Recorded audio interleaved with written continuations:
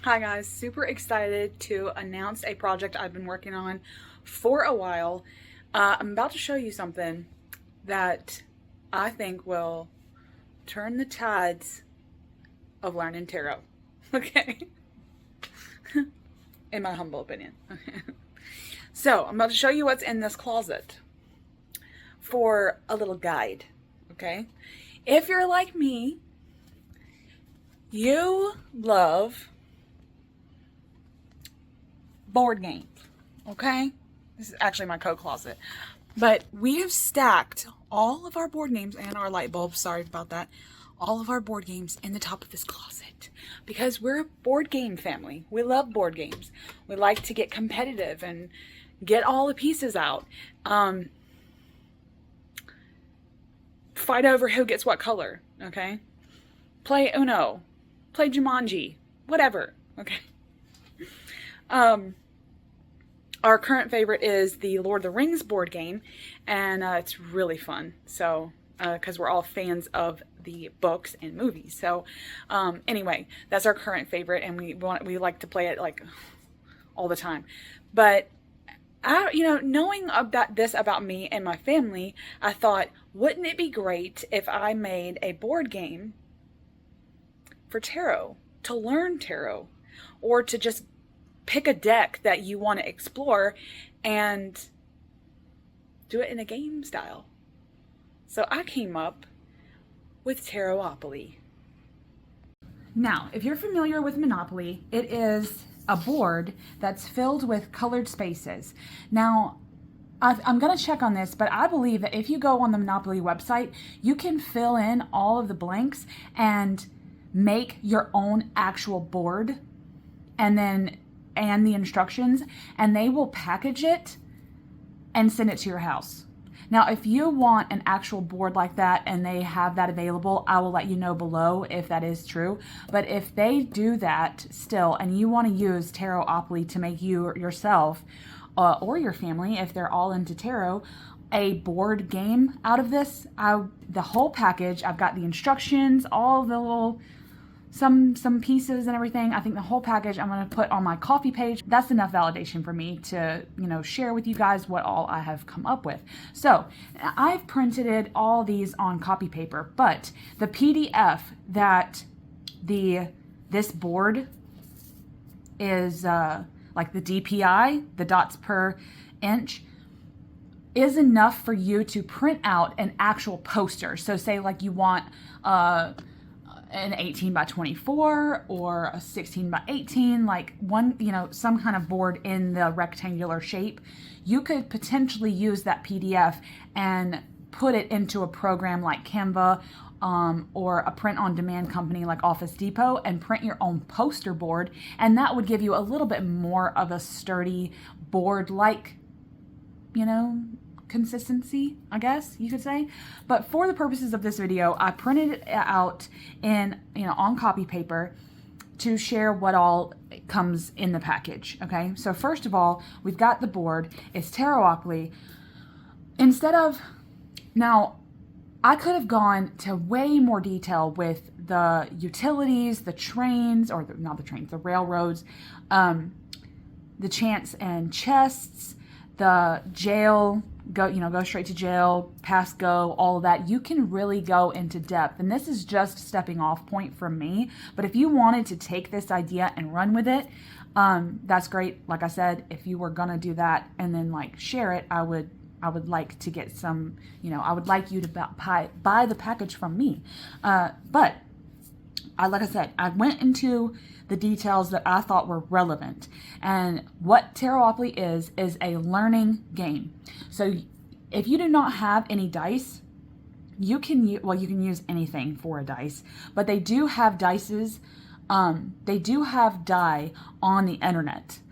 Number generators, if you will. You can pick your numbers 1 through blank and click generate a number and it'll generate your number. So you can use dice, you can use any kind of charms or pieces, you can use any kind of thing to work your way around the board, and you can even do this in an organic fashion. So you don't have to use it like a game board. You can just say kind of in like a charm casting kind of way, just drop some charms, and wherever they fall, you take those cards from the deck that you're using and read up on those, journal about those, make stories, da da da da.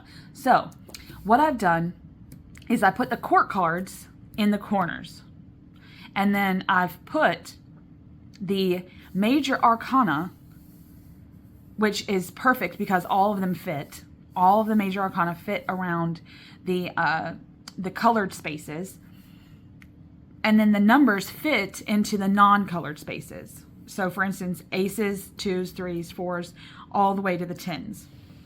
And then there's chance and chess cards that usually in a typical Monopoly game rest in the center for you to do, you know, like when you land on one, you can pick one of these cards. Now, I've written the instructions down, like you can even cut this off, like if you were to print this on copy paper or a poster, you can, you know, cut this off and it can just become a square instead of a rectangle. That's fine.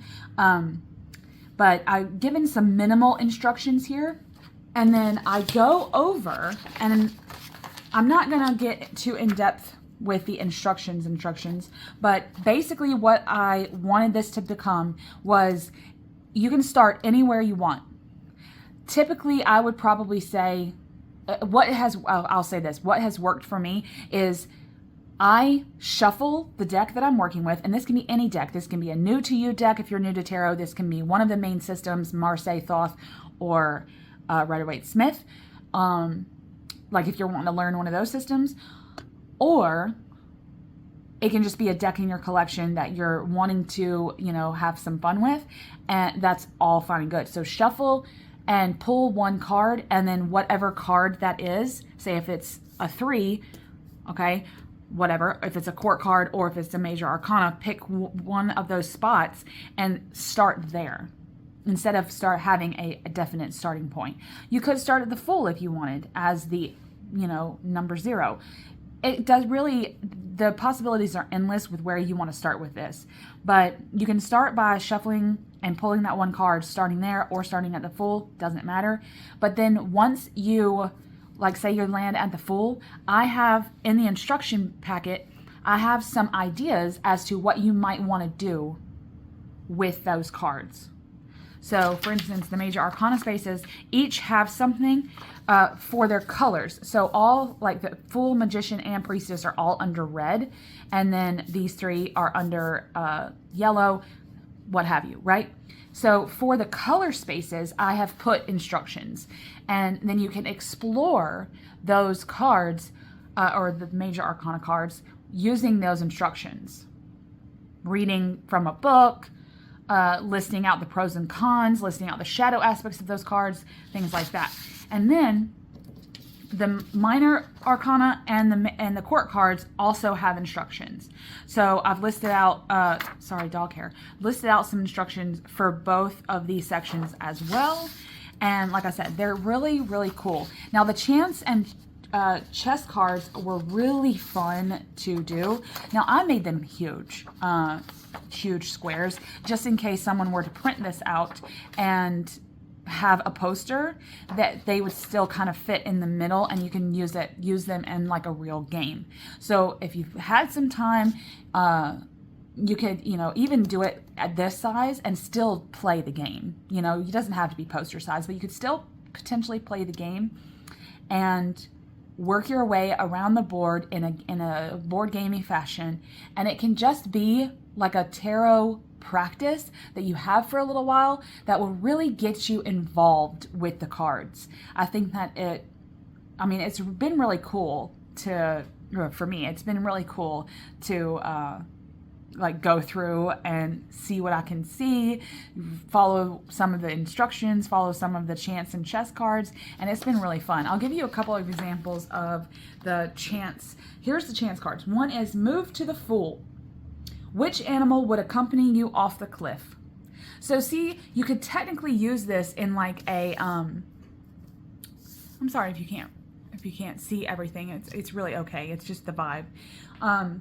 So if you picked that card, you'd move your charm or just your finger or whatever to the Fool card, possibly get that full card of whatever your deck you're using out, and what animal are they using? What animal would you have? Is it a companion? Is it a familiar? Like, what kind of animal would accompany you off the cliff?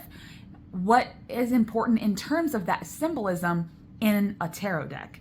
And I think that journaling through these questions and prompts will help to, like I said, form a relationship with the tarot. That's how we learn with the tarot. We don't learn by, going card by card. We shift around, we get bored with having, with learning in a card by card fashion, which is how I tried to learn, but it was much easier to shuffle my deck, pull a couple of cards or one, and go from those cards and not go in order. Going in order really kind of it kind of made me bored in a way when learning, when I didn't know anything. So this way, it's a game setting, and we can, expand our relationship. Another chance card was, all the chance cards, much like in the real Monopoly card game, are moved to a certain spot. Move 2 spaces back. Choose one card from that section and relate that to your life now. So say you're moving 2 spaces back. Is it a major arcana? Is it a court card? Or is it a minor arcana? Those are the sections I would be talking about in there. Like, choose one card from that section. And this is organic. So you pull out all of the, say it's the major arcana, then you pick one at random, or shuffle from the major arcana and pick one, pick one out of whatever you shuffled, and use that card as the jumping off point for that day, or that roll of the dice. Some examples of the chance cards.